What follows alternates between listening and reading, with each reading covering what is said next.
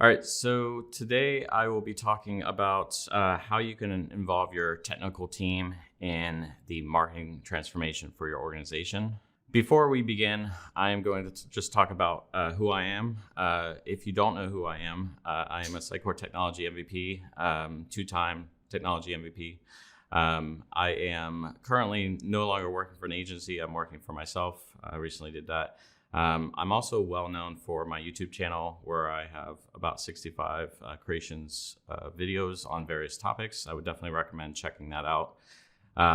Topics from content strategy, marketing, technology topics, development topics, etc. And then there's a few other links there. If you want to check out other things about myself, you can definitely do that as well. So let's set the stage about what we're going to talk about today. This session is geared towards beginners. We're going to kind of talk about digital strategy or digital marketing to some degree, as well as also talking about the Sitecore tools that are made up of the various tools that you invested in for Sitecore. So typically the users I see in this scenario are users that are not sure where to start. One case is that they've just built a new Sitecore implementation, and they've completed the phase 1 of that implementation, and now they're going on to phase 2, and they're trying to figure out where should they begin on this, where should they utilize the marketing tools. So this course really relates to technology professionals as well as marketers. So marketers should be able to get some benefits out of this, as well as technology. The overall goal of this course will be to get an overall plan or start building a plan so that you guys can start going towards, building out your marketing initiatives and start getting the benefits out of Sitecore that you are hoping to get. So we're going to start off with really basic information. We're going to talk about digital strategy. Or digital marketing specifically inside digital strategy. So what is digital marketing?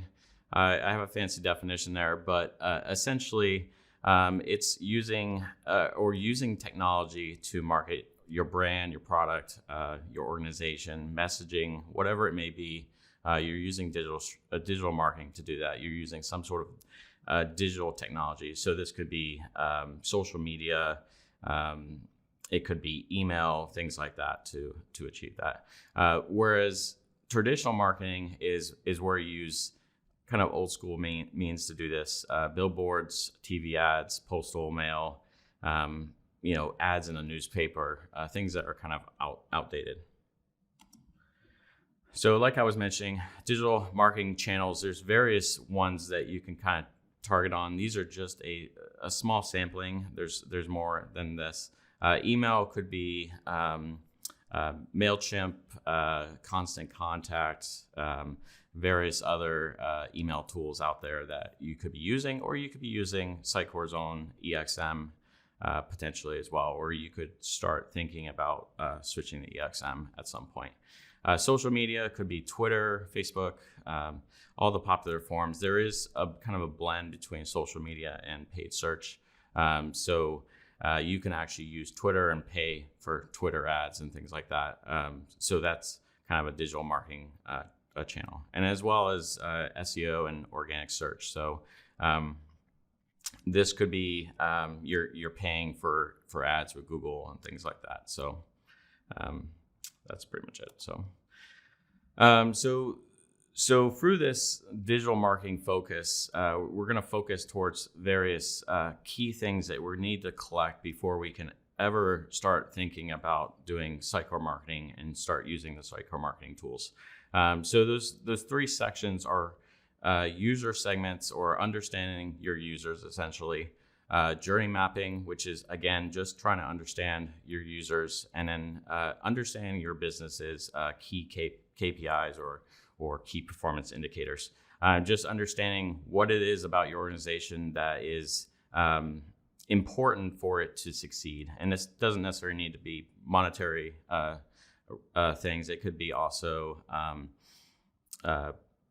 somebody just want somebody to fill in a form, essentially, and it could just be them reaching out to the company. So user segments, this is really just trying to understand your users. So users are coming to your site, or it doesn't necessarily even have to be your site. It could be just any users that are interacting with your brand anywhere on the web, or even in, if you're a brick and mortar store, it could be users interacting with that. It's just about grouping your users together so that you can start to understand kind of segments of those users so that you can start focusing on targeting those users. So the first part is really just trying to understand your users and trying to piece them into subsets of users. So in the example I'm going to use a few times in this course is if you're a travel company, for example, an airline, a user segment that you may have is a frequent flyer or a business traveler.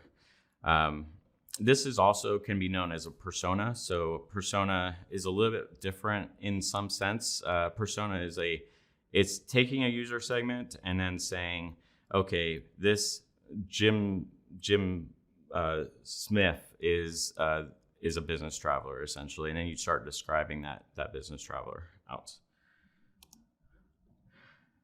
So once you've kind of identified what might be made up of specific user segments, you will want to define attributes that make up those user segments. And you might be doing that as you define user segments anyways. So as you've defined what is a business traveler, you might say that there's certain things that make up that business traveler versus another type of another part of your user segments.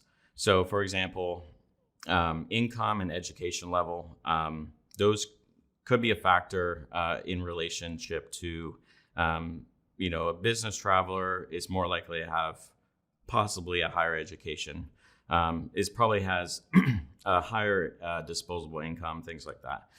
Whereas somebody that travels for vacations and something like that would potentially be lower on those scales. So it's mapping these attributes for each of your user segments. As we'll get to near the end, where we're talking about the plan creation, it's probably a good idea to create at least 3 or 5 of these per your user segment definitions, and you can break these down further as you go. Journey mapping is essentially, now that you've kind of defined your user segments, now you should be taking your user segments and understanding how they use your brand today. It does not have to be purely web focused. This can be, let's say you're an airline, it could be somebody comes to the kiosk and checks in. That could be not web specifically focused. And so understanding the process that they take to do a certain action is the steps that you would go through for a journey map.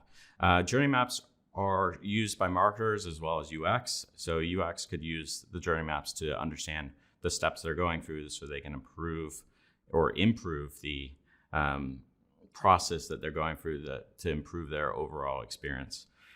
There is no specific template to these journey maps. However, my belief on the best place to start on these is just understanding where they're at today. And then you could potentially do another journey map for that same user segment versus a specific task that they're taking. And you could describe it for the future of that task as well. So looking back and just looking at how it's being done today allows you to say, okay, maybe there's some pain points in this spot. Let's work and focus on these spots. How can Sitecore enable those and enhance those scenarios? And then also, you might find during this process as well other ways not with Sitecore to enhance those processes. It's important not to guess as well with this. You should definitely be doing research on your users, surveys, and whatever you can to collect information about users and where they're having pain points in the process.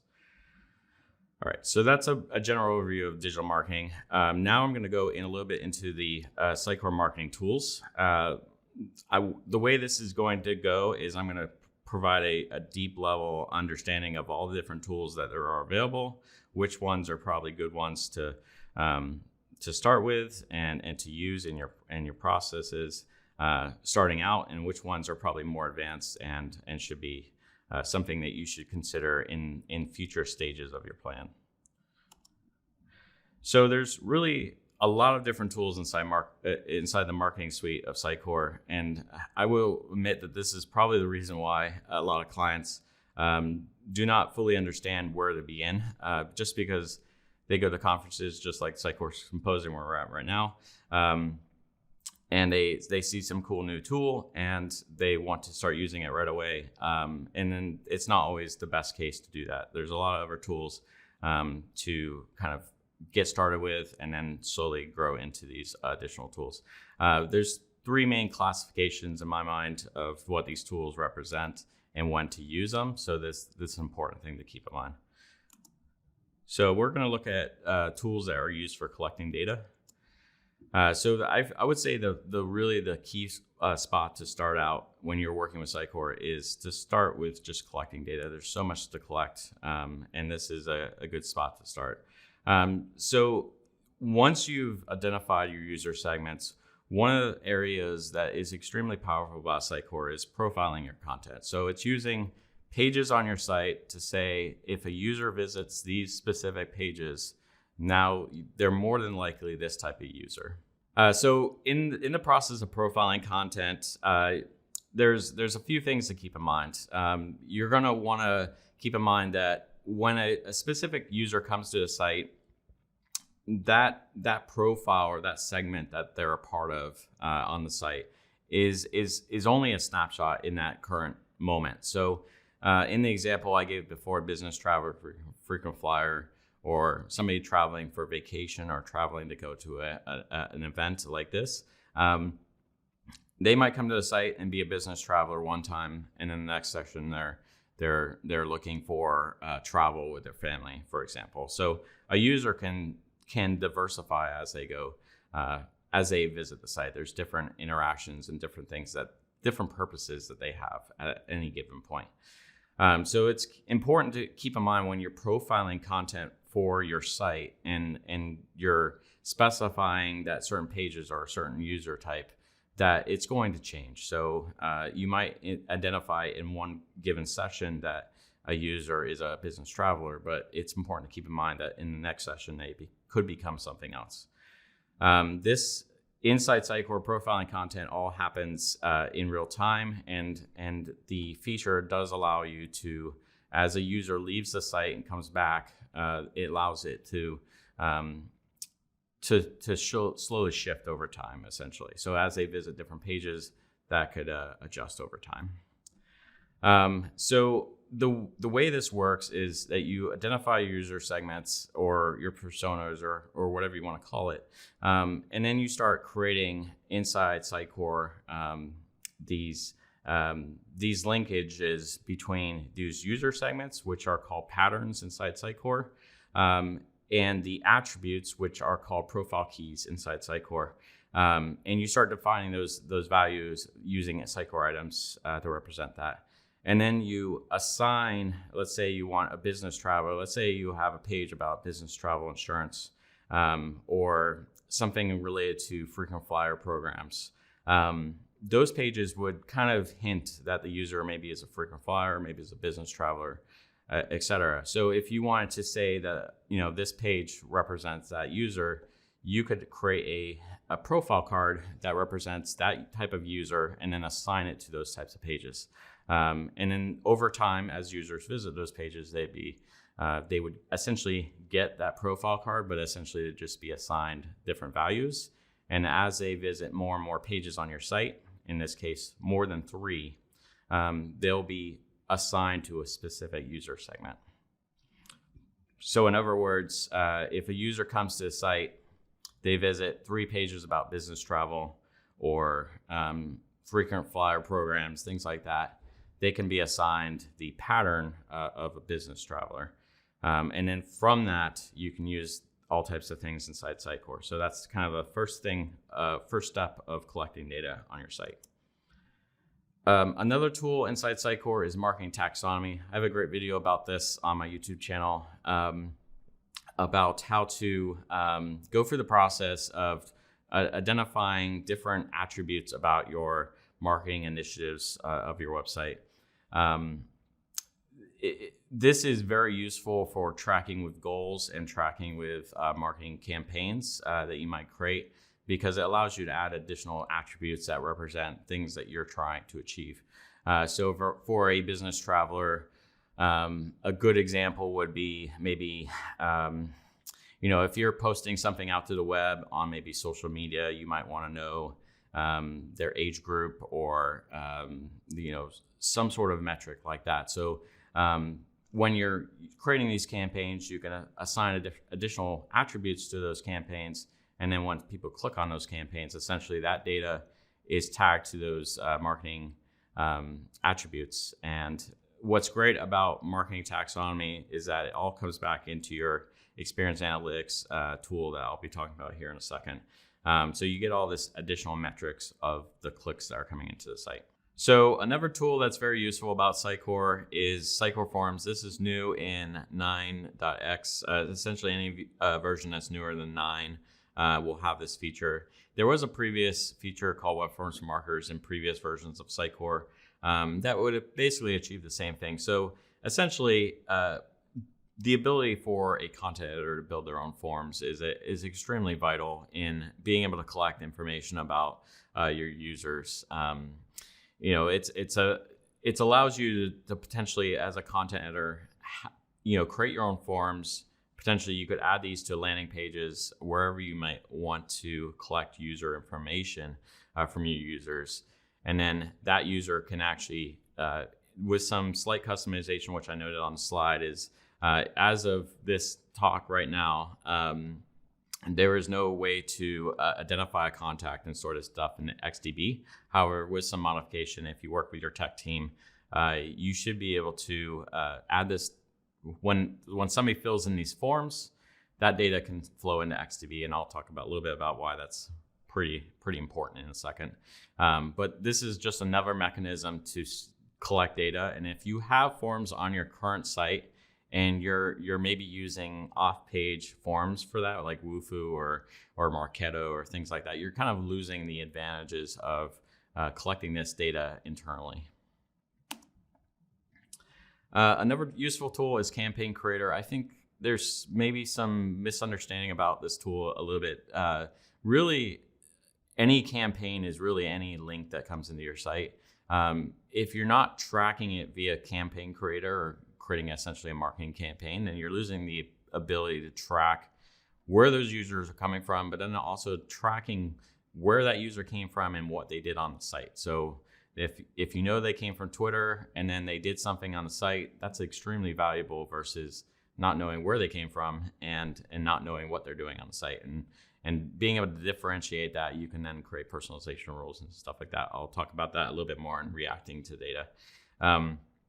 So essentially, this process is, it creates a unique URL. You append it to any outbound marketing activities you have. This could be via social or email or anything like that.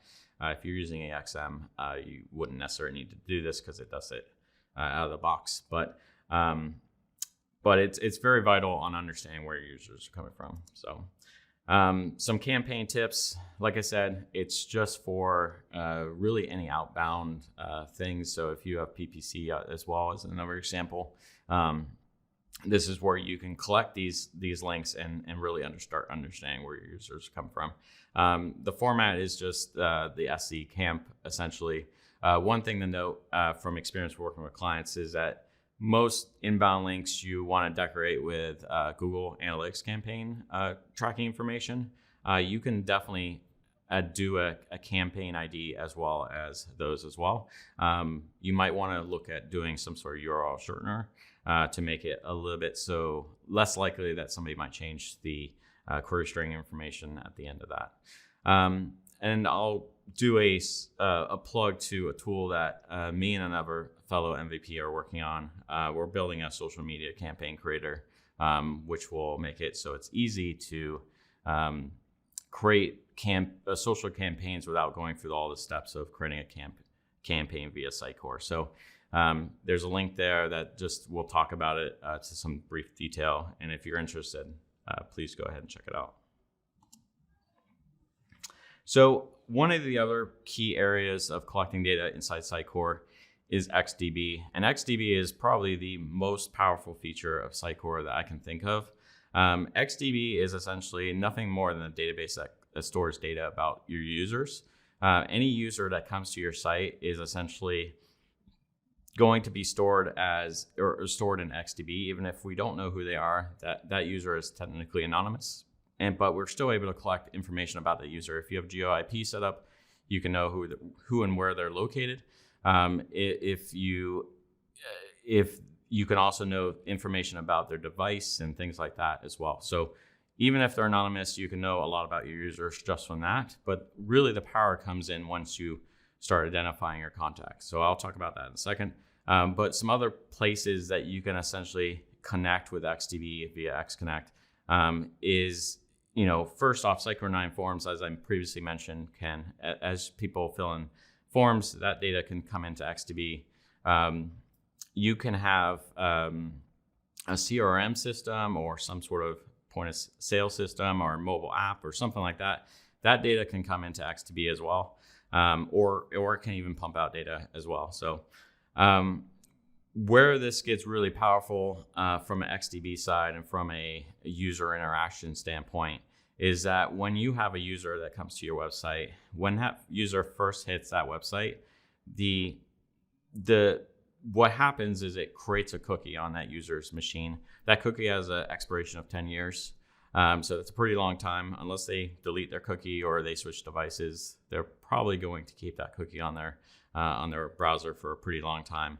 And then so they come to the site. Let's say they don't do anything. They just navigate through the site. At that point, that user is still anonymous. We don't know much about them.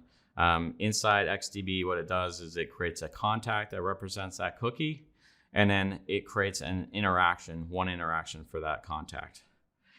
So let's say that user goes away. Maybe they stop looking at your site.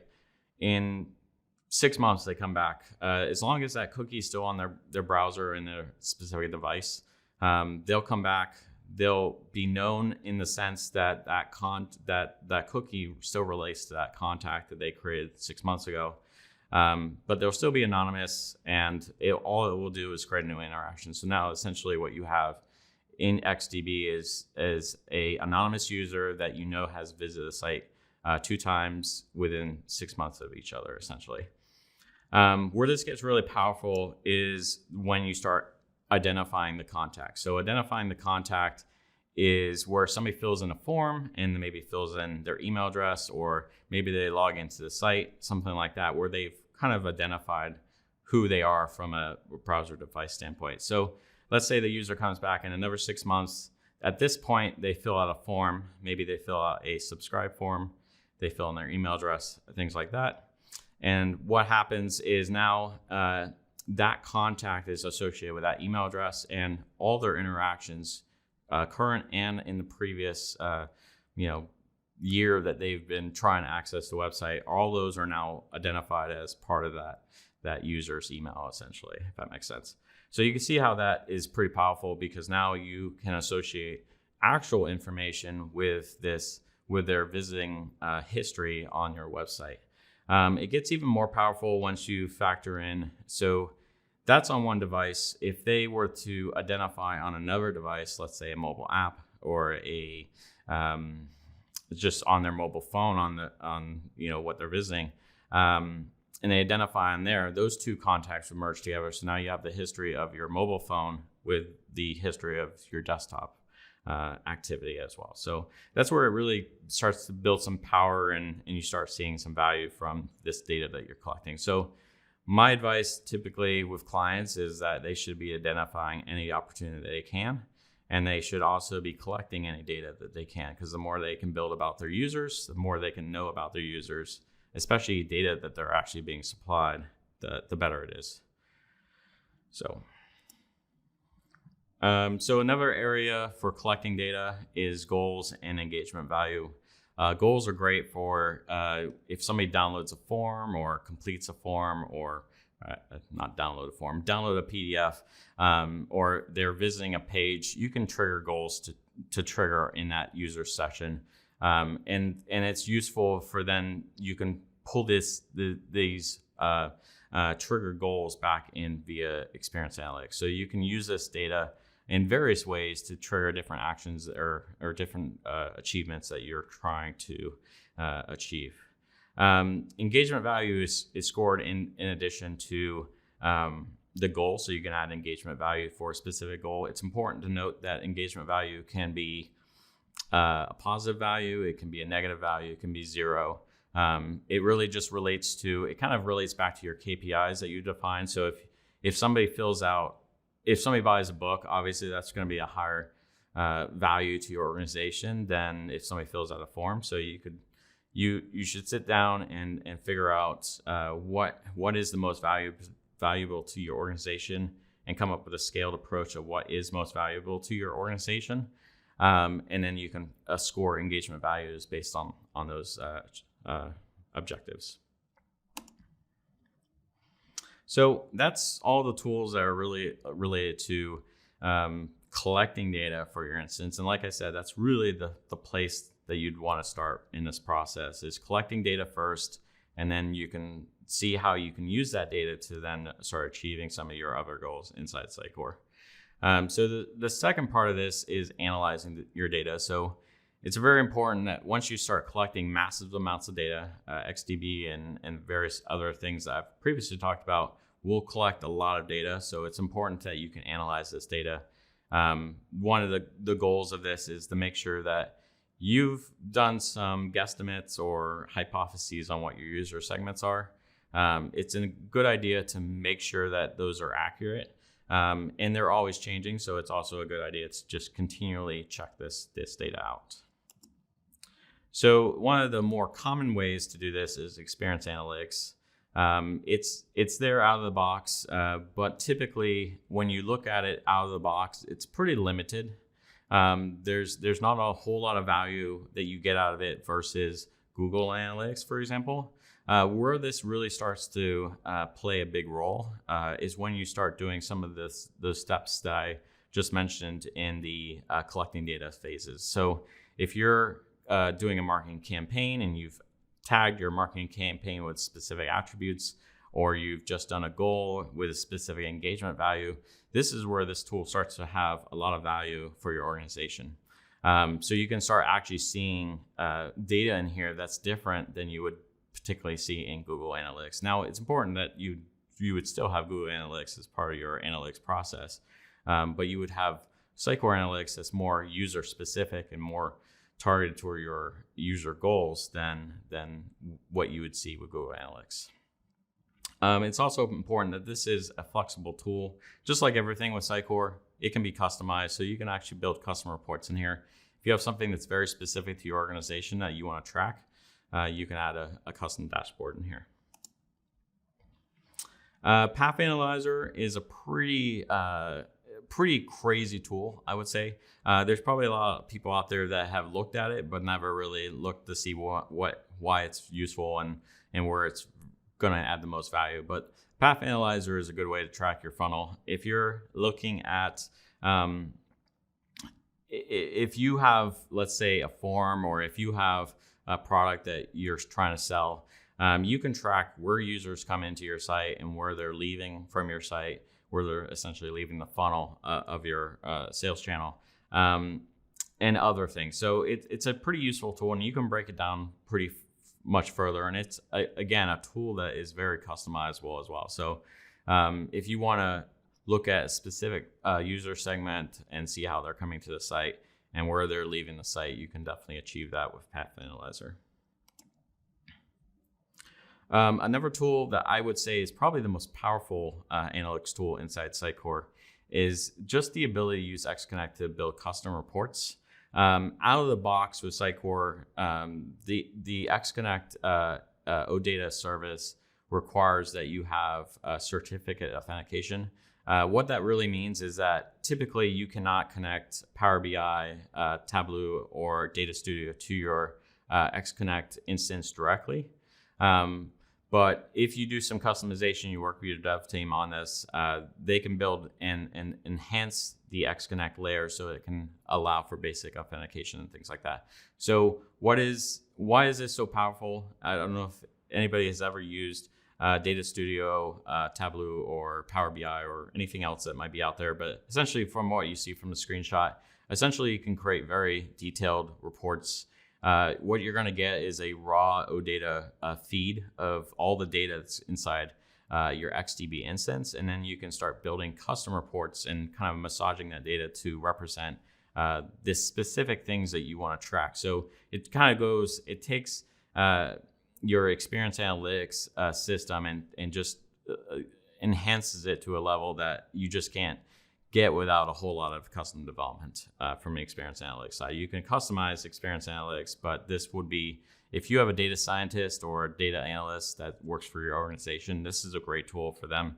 Give them access to this. Once you have a way that they can access the OData from XDB via this XConnect layer, they will love you. I will say I've worked with a few clients. Once you open this up, it's a lot of data in there. They can start creating these custom dashboards that automatically update, and there's a lot of capabilities there. There's a Sitecore services client, which should also be paired with this as well. So, because you're going to have all this data about pages that users are accessing, but then if you pair that with the Sitecore services client, so you can learn and get information about those items that they're accessing, then they can build very detailed reports. I do know that there's a few sessions on this at Symposium this year, so if that stuff has come out, then you should definitely watch it. I know there's a few other topics on YouTube that talk about this specific topic as well, so they're great if you're trying to achieve this.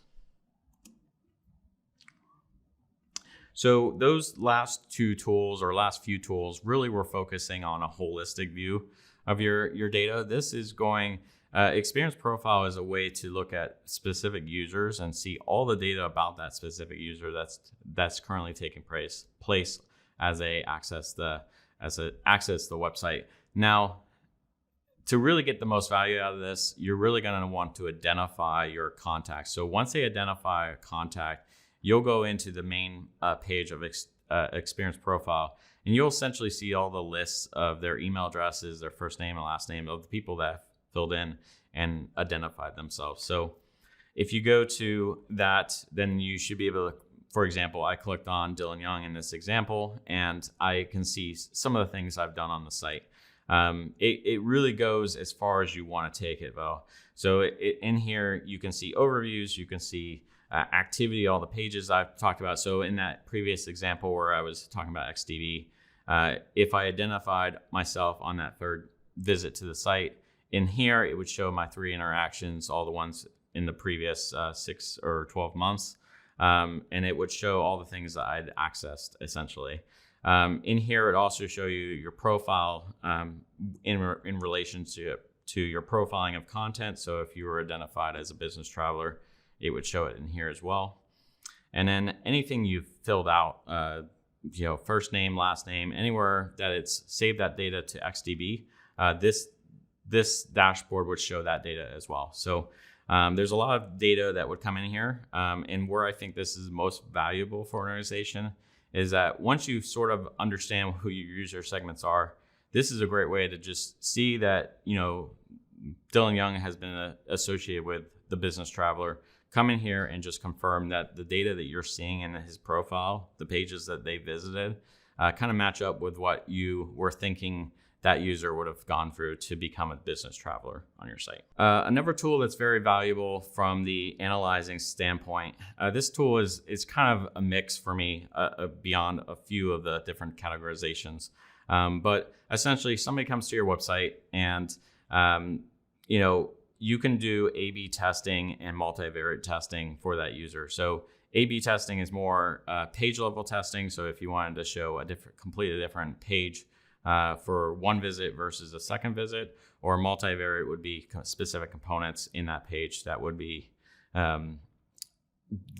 altered based off the multivariate tests that are set up. Where this is very useful is, again, from the user segment standpoint. So once you've identified your user segments, business traveler, etc., you really want to make sure that your hypotheses were correct.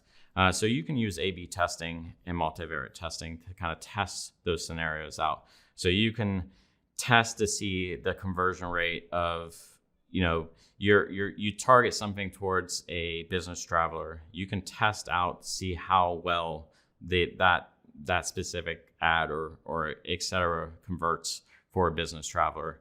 And you can use those tests to understand if you're making the right assumptions about your users correctly. So it's a pretty powerful tool for just analyzing and reviewing if your user segments are correct or not. And there's other scenarios as well. It doesn't necessarily have to be user segments. You can be tracking to see if if by varying some piece of content that will allow somebody to get further in a funnel, or if you want to track to see how multivariate testing will change and help with getting a higher conversion rate, things like that. That's where this tool is very helpful as well. Cortex is a new term, and I've heard a lot of people want to use this, especially from the business side. They've heard of Cortex and they really want to use it because it's been talked about at the last symposium, as well as several symposiums before that, and it's also talked about in the community. Cortex is essentially a kind of an umbrella term for Sitecore's AI and ML systems. It's a more advanced tool, so I would say it really relates to organizations that have taken several steps towards the marketing initiatives that they're trying to achieve. If they've already done a few things, they're already collecting a lot of data. Now you can take that data and you start training specific models to understand new things about your users. Cortex allows you to so you have user segments that are really broad understandings of your users. Cortex allows you to build micro segments of those larger segments so that you can start targeting very specific sections of your data. And then the last part is just how you react to that data. So you've collected data, now you've analyzed the data, now you're looking at ways that you want to maybe personalize and things like that to your users. This is some of the tools that you would use for that. So just like I just said, personalization is the most common one I always hear.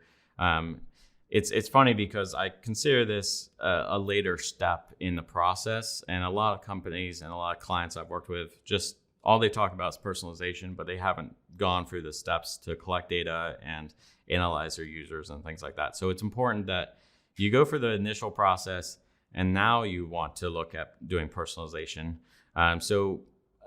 Let's say you have identified user segments and you've started the process of profiling content. You've gone through several iterations of that. Now you can look at how you take, and now you know that a user on your site is a business traveler. You can now start targeting them with specific personalization. And it's also important to note that there's personalization. There's a lot of things that come out of the box with Sitecore, but it is also very easy to customize these. And so I would say in a situation where you're working on a plan, you're working with a team of developers and marketers, the developers are probably going to be instructed to customize and build custom personalization rules for the organization. The ones out of the box are great, but there's going to be ones that you want to gear towards your specific organization, and they're relatively easy to set up. Another tool that's great for the reacting to that data is marketing automation. Again, it's a tool that you could use earlier on without really understanding your users, but it's really valuable once you start to understand your users. You know that a certain user is a business traveler. You know, because they're a business traveler, they're part of a specific customer journey map that you've created. You know that they're going through certain steps and that they might have struggles in some of those certain steps. This is a great tool that now you can target those users in those specific steps and maybe send them an email or show a message or do some form of automation that will allow them to get past a step that they're probably having pain points or having bad feelings about a little bit easier. So this was replaced the engagement plans in the older versions of Sitecore. It was introduced in 9. It's a little bit better graphical interface than the previous one. It's very useful out of the box, but it does allow for customization, just like it allows for customization, not personalization, but just like personalization allows for customization as well. And it's important to also note that your marketing automation plans, you can create lots of these. You could have hundreds, if not thousands of these. Some marketing automation plans can trigger other marketing automation plans. You can trigger adding users to lists inside EXM or XDB's lists, or you can take people out of those lists, or you can send emails. There's a lot of different actions. There's a lot of things out of the box. And like I said, there's a lot of ways to customize it. And then another tool that's really great for reacting to that data is EXM. Now, EXM was added as part of Sitecore in 9.01. And it just allows you to start emailing to these to the data that you're collecting. So let's say you've identified users on your site and you know that they're a business traveler. Now you can use specific campaigns with EXM to kind of drive targeted communication to those users. Obviously, there's privacy issues of that, but if they've checked the box where they say they're open to receiving communication from you, there's a lot of options that you kind of open up the door for. It provides a lot of the key features that are part of a lot of the other tools out there, such as Silverpop and MailChimp and some of the other tools that are out that are bigger names. But some of the enhancements that it really brings to the process is its integration with Sitecore, essentially. So you can do A/B testing, personalization with it. You can do list segmentation, which I'm about to talk about here in a second, and other things that you can achieve directly from EXM that's directly tied to your Sitecore instance. So list segmentation, I just mentioned. So where this is most powerful is, like I just mentioned, if you have an overall subscriber list that you're building for sending emails for EXM, you can gear specific micro communication for micro segments of your user segments. And so you can build these custom lists that you build. Maybe you want to target users in Florida that have visited the site 5 times in the last year that are all business travelers. And this is essentially what you could create with this. A list segment would allow you to then use EXM, or you could use other means on the site. You can, with a list, you could also use personalization on it as well. And this would allow you to kind of target your specific types of users. So you really don't get to this stuff until you've gone through the steps of collecting all the data and analyzing your data. So that's pretty much the full gamut of all the tools that are part of Sitecore. So the next part is we're going to look at defining a plan for how do you use all these tools together. And we're going to kind of look at these 4 key pieces, looking at a slow process. We're not going to just run out there and do everything all at once. We're also going to look at the best way to team up and work together on this. We're going to talk about executive buy-in, which is important with any project that you're doing for your organization. And we're going to talk about adjusting your plan. So in a structure like this, it's important that you're not just going to think that you're going to just start doing everything inside Sitecore right out of the box. It's really important that you focus on the key areas of your implementation, like the smaller subsets of your of collecting data before you start trying to achieve larger, grander schemes. So one of the examples I give there is Cortex is great and it's a cool tool, but if you don't know anything about your users yet and you haven't collected anything about your users, it's probably something that's a little bit of a higher level item that you probably are not going to necessarily use until you've collected data. Just like marketing automation, it is a tool that you could use right out the gates, but ideally you'd want to use it once you have data on your users. Same with personalization as well. It's not listed there, but all the things in my last slide where it was related to reacting to that data, a lot of those things you don't really want to do until you start some of the collecting of data first. And it's important to keep in mind that your plan should be short-term focused. So building a plan that's a 12-month project probably means that you're probably putting too much stuff in it to start out. So it's a good idea to just build a very short time frame, something around 2 to 3 months. Just tackle the most important things that you want to achieve starting out. And then once you get done with that 2 to 3 month cycle, build an analysis of your data so that it's a good idea to review your plan that you just executed and make sure that that you achieve the things that you were set out to do.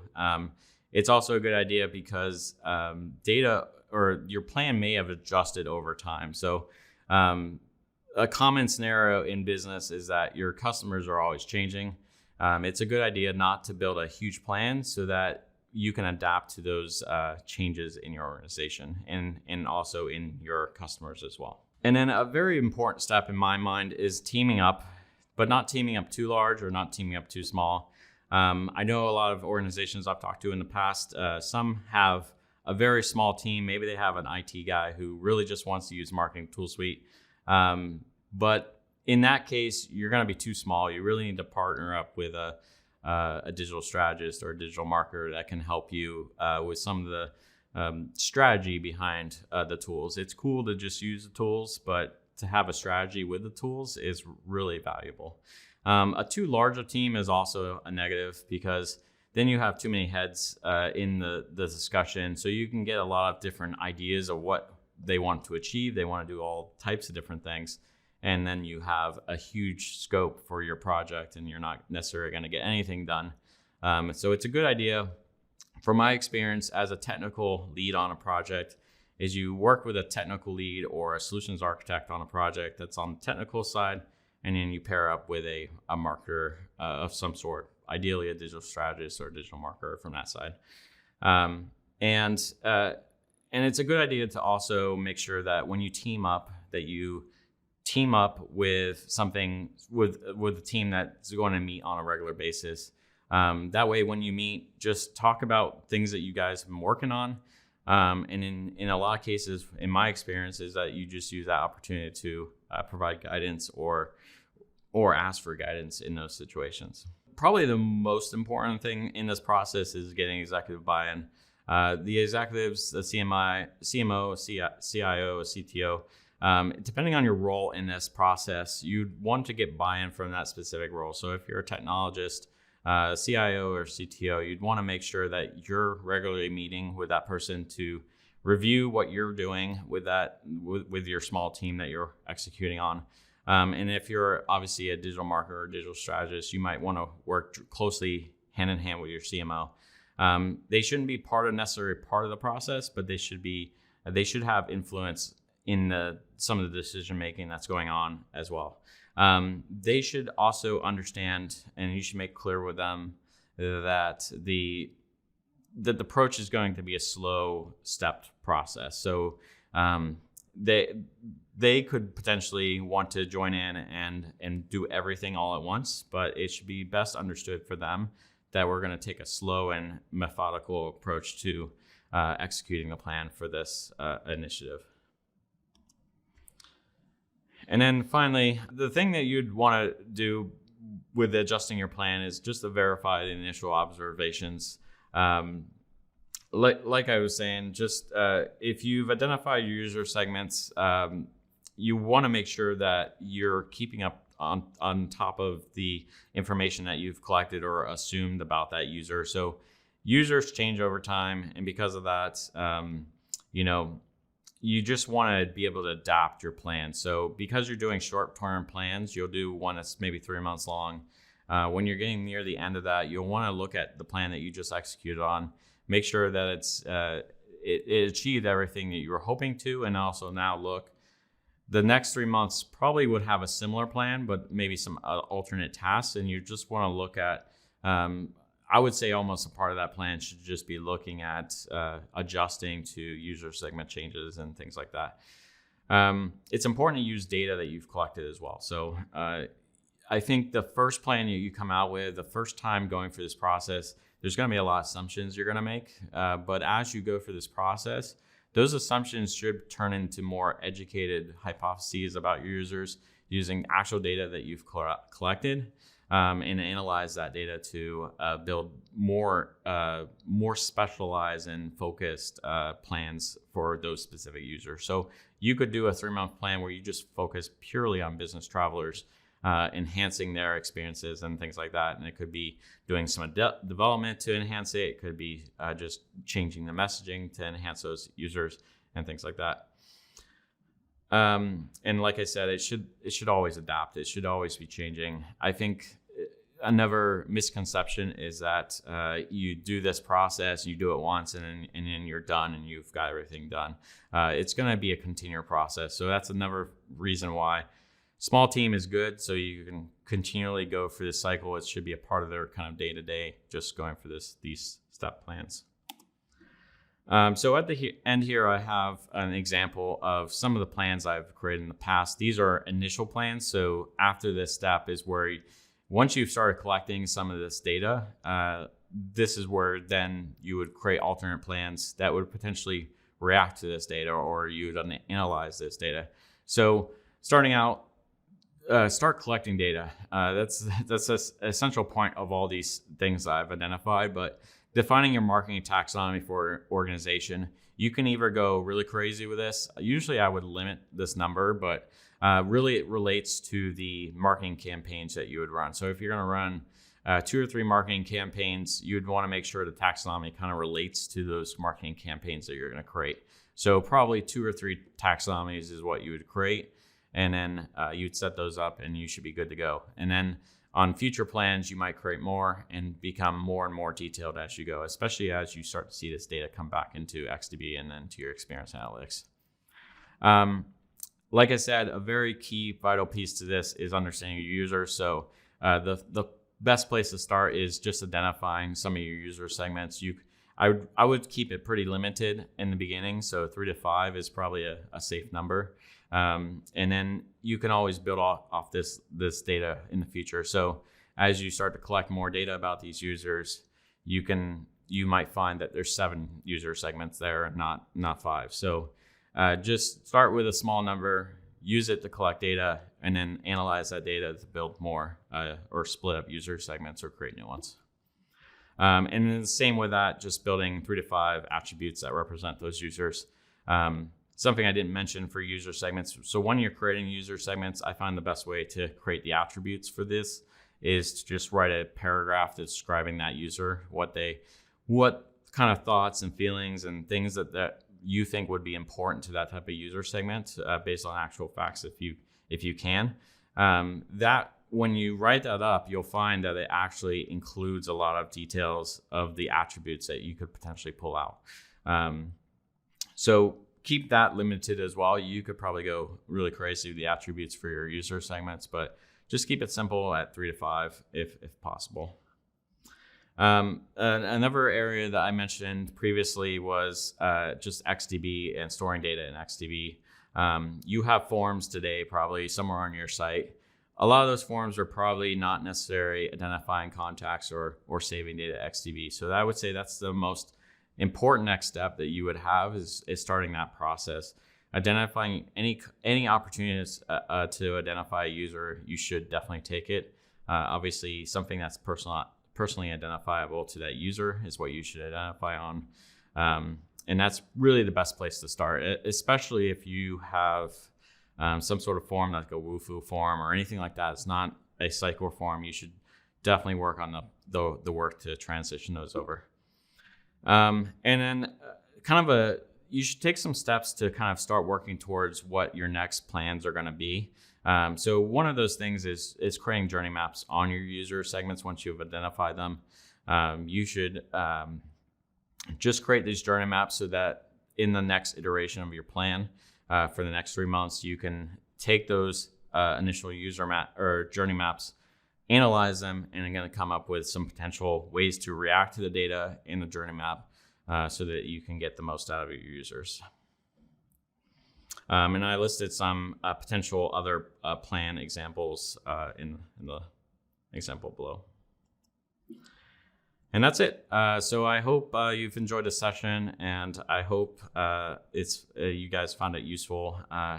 It's the question of where do you begin, and I hope that I've showed a little bit of a hint of where you can begin. I would say the most important thing, my two most important points out of this, is collecting data and collecting and understanding your users. That's the two most important places to start. And then once you have that, you can use that into and going from there. So thank you.